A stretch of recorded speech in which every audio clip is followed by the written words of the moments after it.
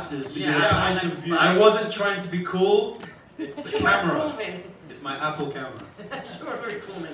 So the first and most important question is, Fruit Loops or Frosted Flakes? Which one is your favorite? I just crushed a box of Fruit Loops, so I guess I'm gonna say Fruit Loops.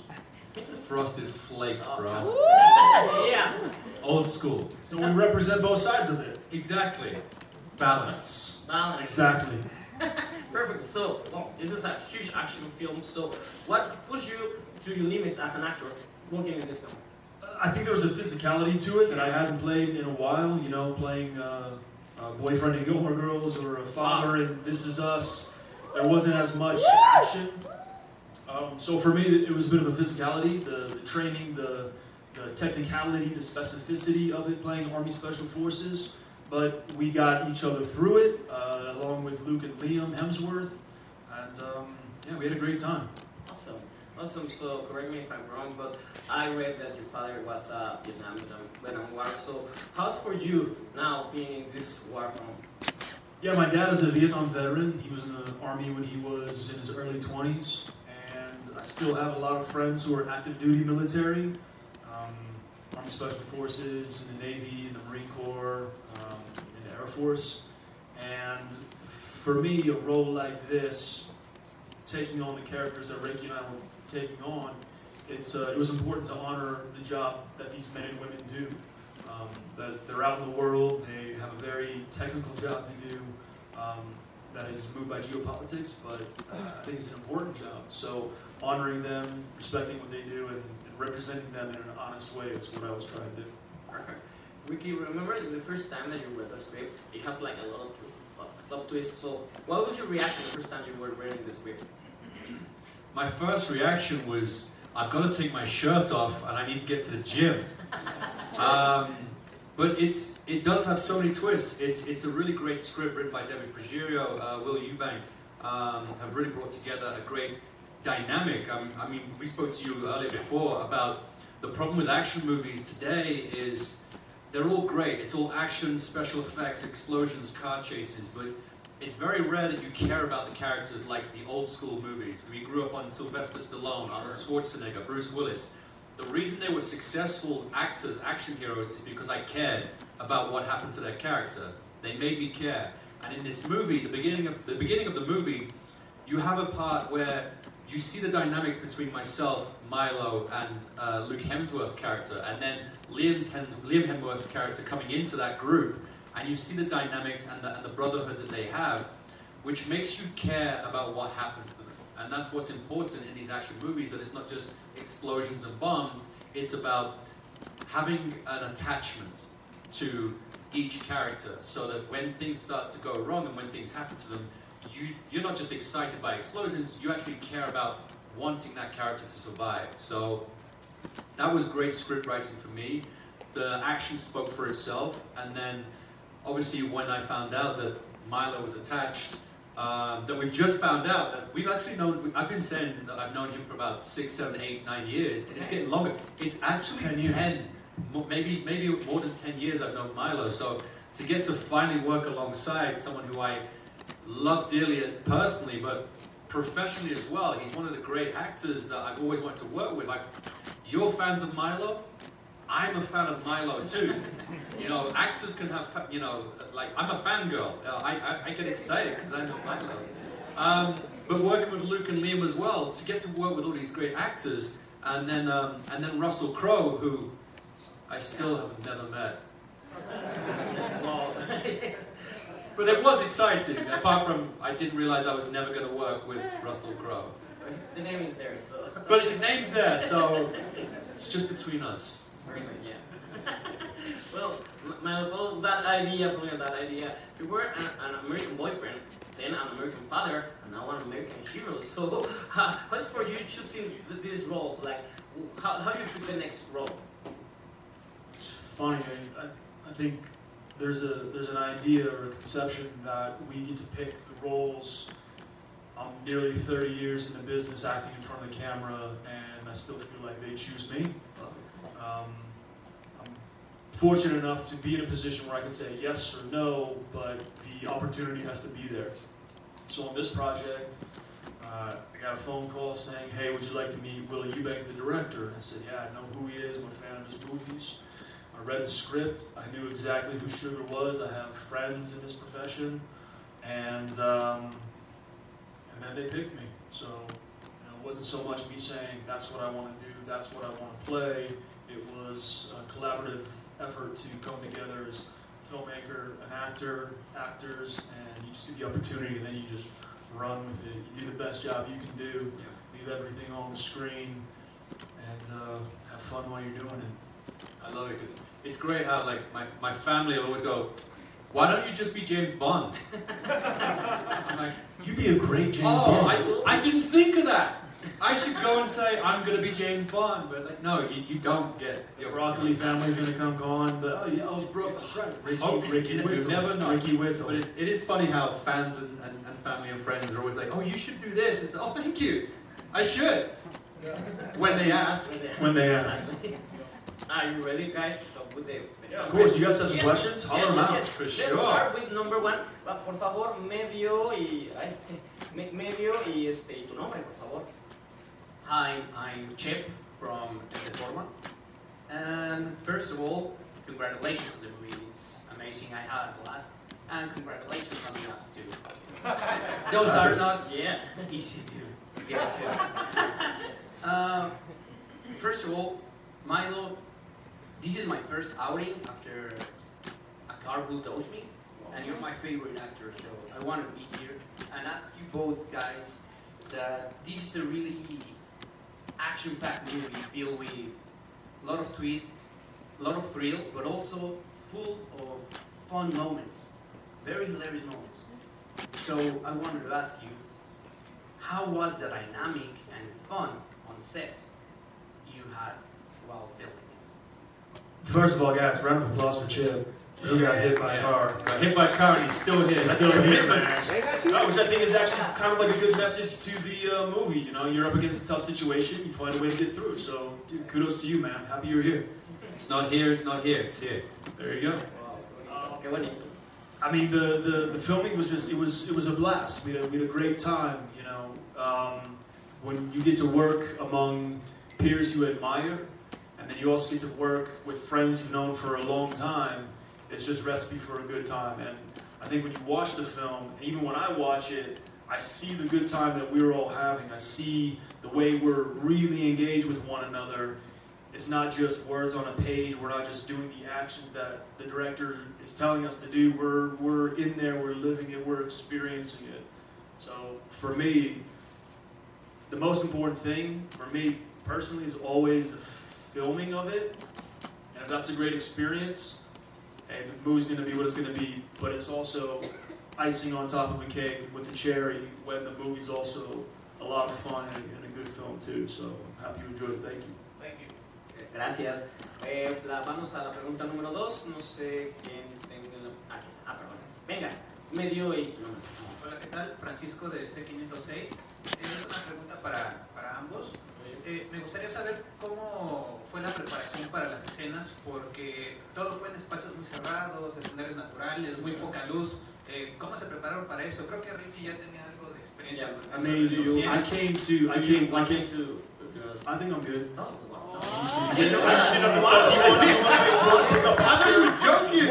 I was gonna say, I've got a lot of friends in our Army Special Forces, so the preparation and coming to it was quite natural. Understanding, the job specificity of what Army Special Forces does and the silent professionals that they are. They don't talk about it.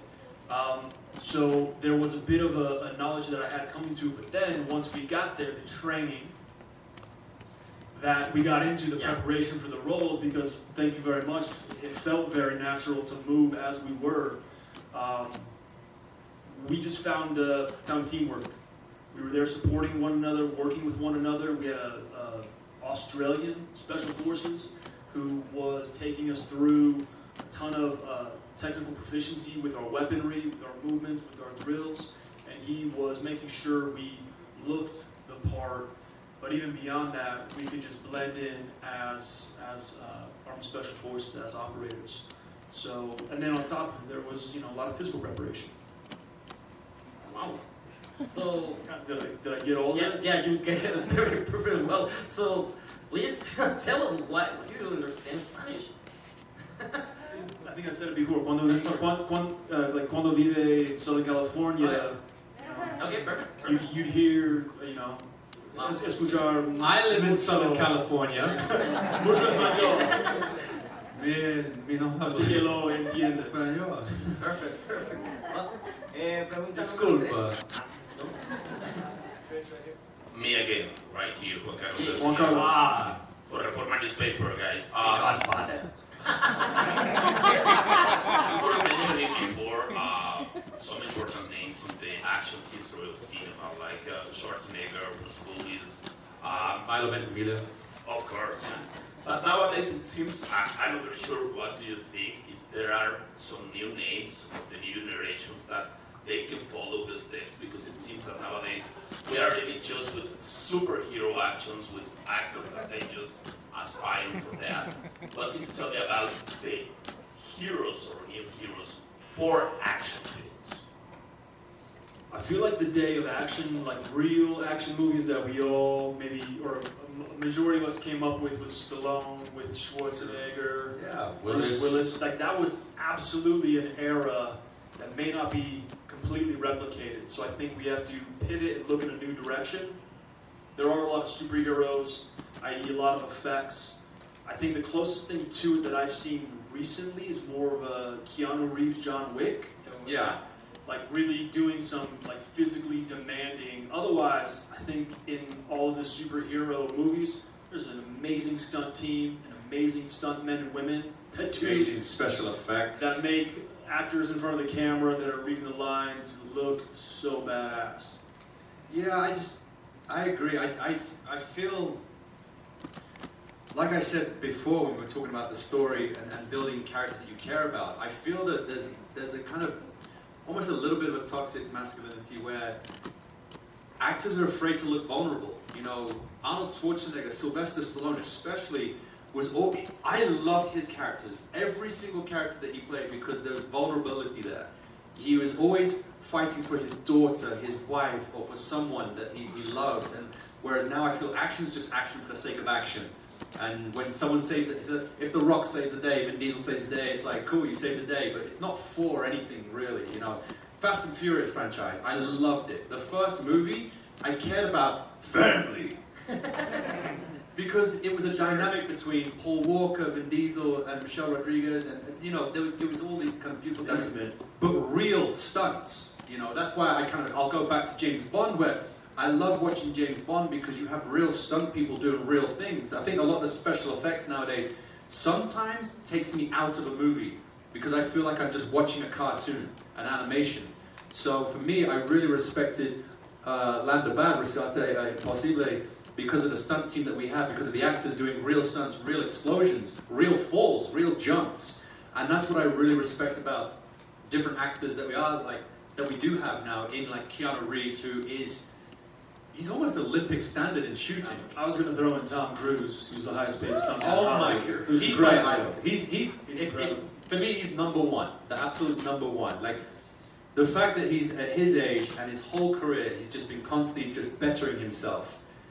That for me is the golden ticket right there. There's no one can touch that. The guy broke his ankle in a scene, and still climbed up the side of a building and walked past camera, and they kept that in the movie, which is crazy. So you got to appreciate that sort of commitment. But yeah, it's a very different time now. So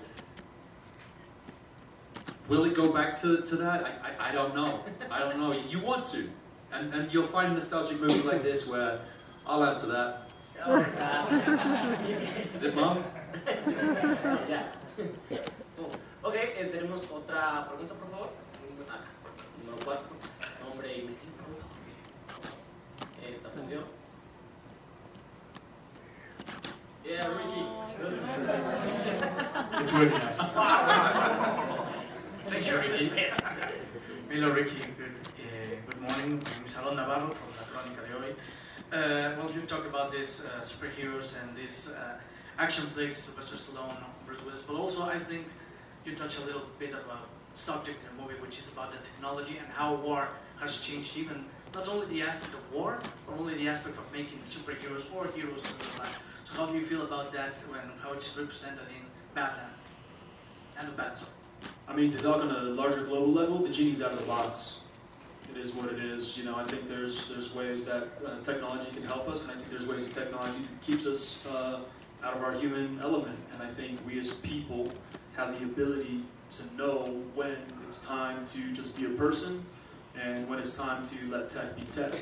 So that's kind of first, but secondarily, you know, tech in movies. Again, I think it's wonderful when applied correctly. You know, Like, I hate high definition cameras now Okay. because I'm really sexy with low definition. Like, if you all like squint your eyes, I am so sexy.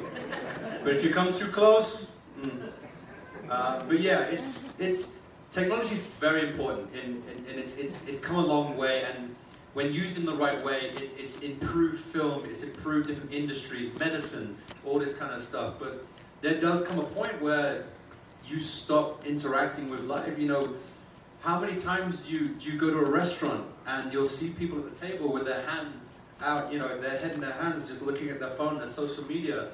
I mean, I do it myself. I had a beautiful meal yesterday. Went for a beautiful meal with the team. My first day in Mexico City, and I'm taking a photo of my food. You know, what happened to just, this looks beautiful. Salute. And just enjoy your food. You go to a concert, what do? You bring out your phone and you film it. You know what? Put your phone away. Watch the concert. Experience it. Life is about experiences. You know, when we're all get to our deathbeds, hopefully many decades from now, you're not going to be scrolling through your phone looking at memories. You're going to be talking to your loved ones saying, do you remember that time? Do you remember that time? So appreciate every single moment. Like, for me, this is a moment for me now. You know, to be working on this film with Milo, who I love and adore, in front of you beautiful people, my very first time in Mexico City, this is a beautiful moment that I can say on my deathbed, you know what? I killed it.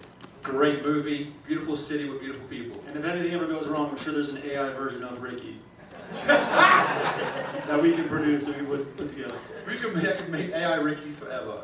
Yeah, yeah. So I want to talk about one of these moments when you're in the cave and you have to run because the bomb is almost there. But at the same time, when we go to the supermarket, it's like groceries, buying groceries, and other people are watching the basketball game. So that says a lot about society right now. Like these guys are risking their life. On the other part, there's people who care about and they're living the life simple as that is. So what do you think about that? I think what it speaks to mostly is never judge a book by its cover. You never know anybody's journey. You know, simple things like road rage. If someone's beeping and trying to get past me in a car, I let them through. If someone wants to come out, pull in front of me, then go ahead. I don't know what their trouble is. Maybe they're getting home to their wife. Maybe they're trying to get back to their kids before bedtime. Maybe it's an emergency. Maybe they left the oven on, the stove on. You know, I never know someone else's journey. You know, so you just have to be sensitive to that. You know, and with regards to the movie, every day people are making sacrifices. Our military, our special forces from all countries, you know, both sides, all sides, are making immense sacrifices that we will never know about. You know, we can shine a light on it in an entertainment way, but this is real life, and they're not getting the kudos. They're not here in Mexico celebrating. They're not getting beautiful tacos at lovely Mexican restaurants. They're working every day away from their friends and family, putting their lives on the line, and they don't get thanks. They're not getting slapped on the back. It's like, good job, next mission, you know? And so you just have to be really aware that everyone's got their own journey in this world, and you have to respect that and give props to our military troops who are really kind of putting it out there. I'm a military kid myself, and that's where my experience comes from, is knowing that when my dad would come home after flying, he flew helicopters, and when he'd come home as a kid, that was the most magical time of my life, is when he comes home and my very own superhero comes home in his flying suit. And I even took him to school in his flying suit, and I was like, you know, I show and tell. I was like, this is my dad. You know, he's in the Royal Air Force, he flies helicopters. Like, that was my hero. And that's who our special forces are, all our military forces are. The boys, the girls that are all kind of putting their lives on the line and making immense sacrifices for all of us. So, you know, it's nice to shine a light and put a face to the military and not just say, oh, it's America this, it's Mexico that, it's the military, it's the Air Force, it's the Navy. Put faces to those departments because they're real people making real sacrifices. Perfect. So, yeah. We love you. Gracias, muchas gracias. I know that bit. Vamos con la paleta número 5. Ahí está. Perfecto, medio y nombre. David for Uno TV. Talking about these sacrifices, which one is the most important for you as actors? And I want to know about the movie. Which was the most complicated sequence you filmed because it seems really, really hard. Was the first question sacrifices as an actor? Yeah. Anonymity. Okay. Oh, you kind That's of, huge, I mean, yeah. you have a career like Agreed. Ricky's or something, you can't, quite move around your days. You can't have a bad day. You can't have a bad day. You're usually greeted by a lot of people. They're smiling, they're happy, they're excited, but also, you can't just kind of blend in and be a normal person. Say anonymity is maybe one of the biggest sacrifices if you have successes. But it's also a good thing because it gives you the opportunity to meet a lot of people, shake a lot of hands, put smiles on people's faces if you can. And when you have those opportunities, like Ricky said, never having a bad day, that's what you try to do. You try and be a good person, be responsible with your actions and your behaviors where you can inspire somebody, anybody, to have a better day. So I think that's sacrifices maybe as an actor. Yeah. David, what was your second question? The most complicated sequence you filmed. Complicated sequence? God, there were several. There were so many. I mean, For different reasons. Yeah. You know, there's obviously the shirtless scenes, there's physicality there where we built a gym next to the set. And so you had us, all the boys were just like doing chin-ups and like crunches and like just. and we were all bloody in our underwear. We're all bloody in our Yeah. underwear. Like if you look into the room, it's just the three of us in our underwear, sweating, just and all dehydrated because we wanted to make sure that we looked like shredded and stuff. Yeah. So physically, that's very demanding, and it's demanding on your mind as well because you've got to stay in that kind of mindset for the whole day of filming. And obviously, Milo was having to go through a lot worse than me in that moment. But otherwise, I would say the stuff where we were on the side of the mountain. The quarry stuff. Yeah, for you and I think there was so much going on. There was large explosions, there was a lot of gunfire, there was just a lot happening at the quarry, like the big firefight toward the beginning of the film. For me also the fight sequence, just a hand-to-hand combat scene inside of the television room. That was a very difficult sequence when Will, the director, is asking me to flip over backwards and not break my neck and not break the neck of the stuntman who's holding my neck. That was complicated, but we did it a couple times. And then the stuff down in the tunnels, the kind of like the moment where you see that this team is really beat on an emotional level. That was probably personally the most challenging moment for me, knowing here's a human life who is sacrificing everything. And it happens in real life. So I think that one really completely humanized the whole experience for me, and that personally was probably like the most complex sequence to the film. Right? So, paleta número 6, ¿quién la tiene? Perfecto. Venga. Hello, how are you? Eduardo Gutierrez from Chilango Magazine. I would like to know, as a man, how these characters change you with this opportunity to give faces to these anonymous heroes. And the second part is, how do you enjoy Mexico City? What do you like the most about our city? And what are you doing in this time that you're here? Thank you very much. Let's start with the food, Mexico. I'm going back to Los Angeles very heavy because the food is so good. I love Mexican food in Los Angeles. I didn't realize it's not Mexican food. It's not. I love Mexican food, and then I got here and I had tacos, I had the churros, I had everything that I have in Los Angeles, and I'm like, I've been lied to. America is lying to me. The food here is beautiful. I love the spice. I love the food. You know, obviously I know a lot of the Mexicans who are over in Los Angeles. So you're just great people. So this, as a first experience in your country, I'm having a wonderful time. I really am enjoying myself. I forgot the other Masculinity. Masculinity. Men, like being, you know, I think there's an interesting thing going on, kind of a reckoning a bit in Hollywood, where the toxicity of the characters that have been out has really been brought to light and challenged in a way that we need to understand who we're pulling up as, who we're kind of celebrating as heroes. So I think when you get an opportunity, like in this film, to play a good man, a strong man, a supportive man, who's also a family man, that just gives inspiration. You know, it's like even for me personally on This Is Us, I played a father for 6 years. I don't have kids myself yet, but yet I understood the importance of who he needed to be, how I needed to play him, coupled with wonderful writing, but how I needed to play him to convey this message of inspiring other men just to be good men, because we need it. Un favor, sin saber me interrumpa. Ahora sí, vámonos a la paleta número 7, si no me equivoco. Hola, ¿qué tal? Soy Daniel Virgen de Somos Geeks. Mi pregunta es, ¿cuál fue el reto físico más grande para la preparación de la película? ¿Sí, español si lo entiendes? ¿Sí, verdad? Entiendes poco. What was the most difficult challenge physical? I think just the daily. Yeah, we literally talk about the physicality of the whole movie. You know, as you can see, we're up and down mountains. The landscape in Australia where we shot the movie was very tough and rugged. You know, huge boulders. I remember shooting that one scene all day. We shot all morning for like 7 hours, like climbing up these huge boulders. It's in the movie for 3 seconds. Maybe 4.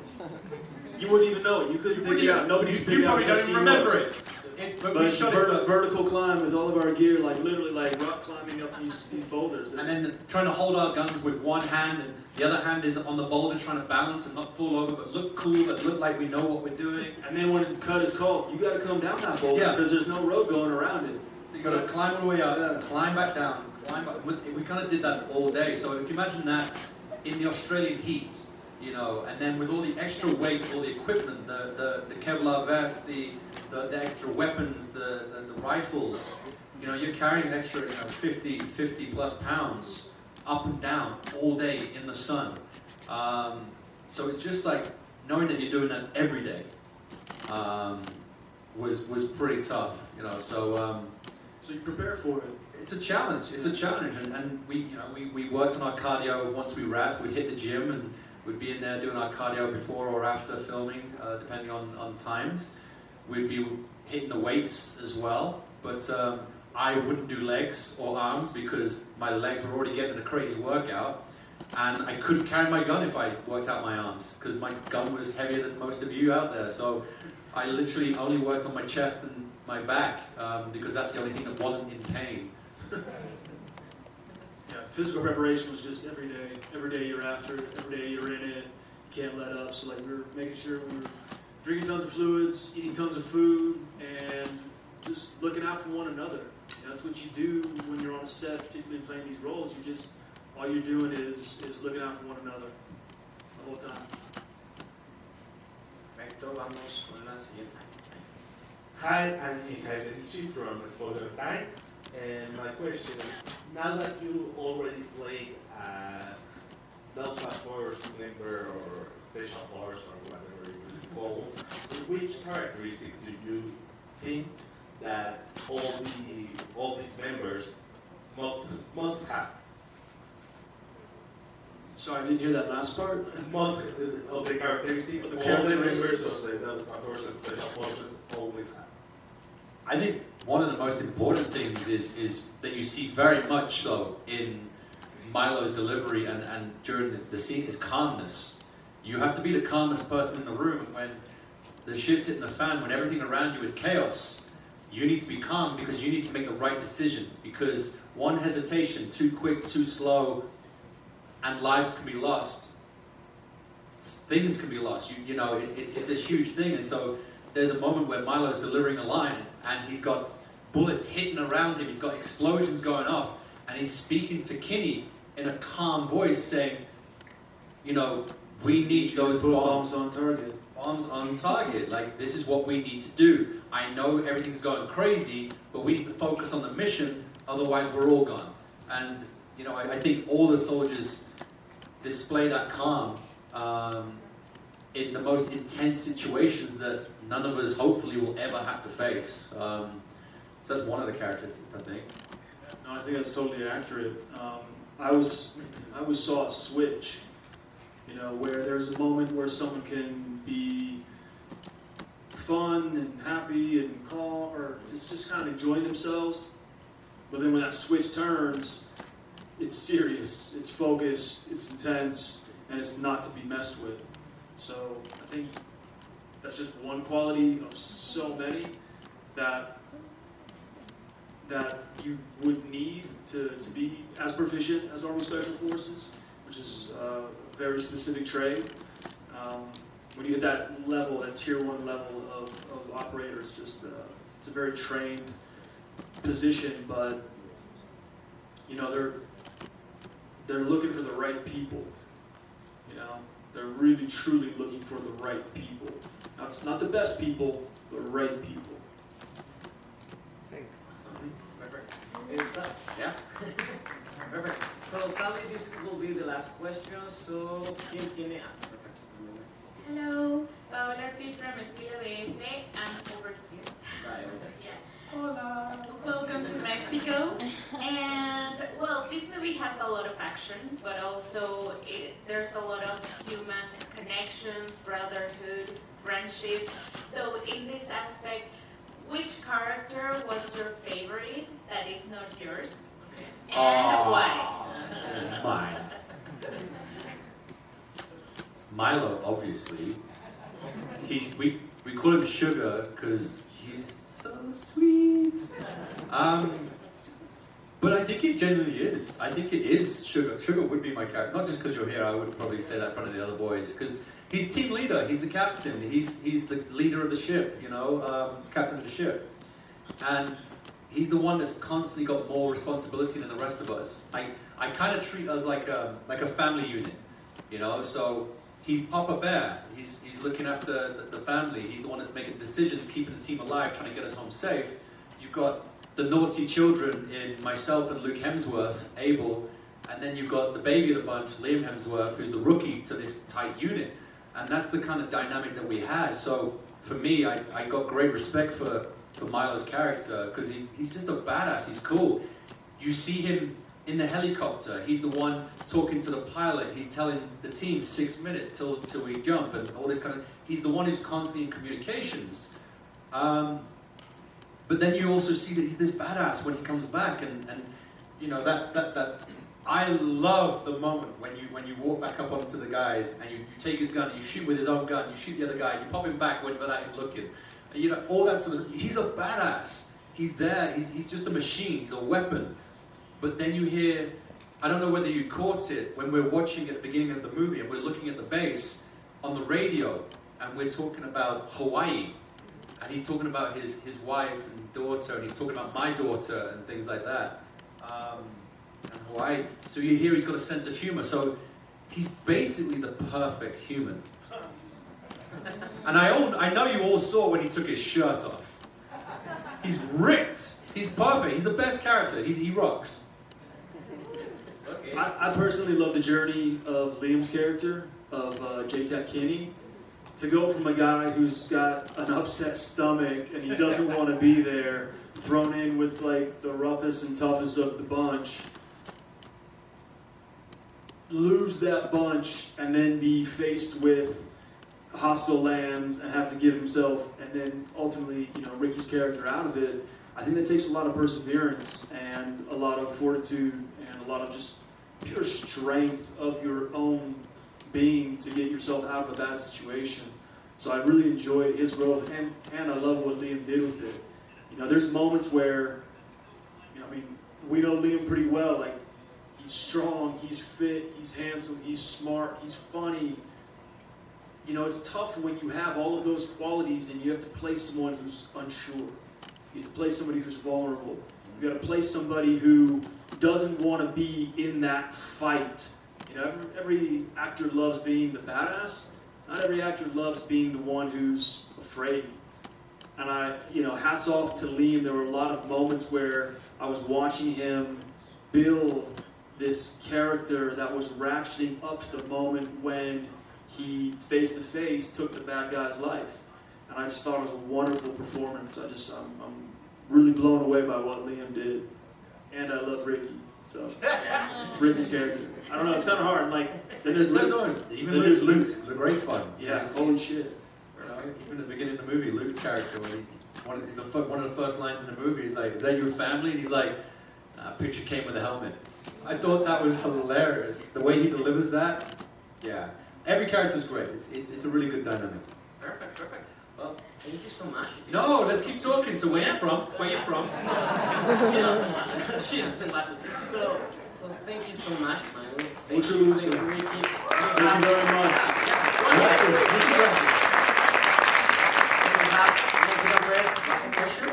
Thank you so much. Recuerden que ahorita van a quitar esto para las fotos.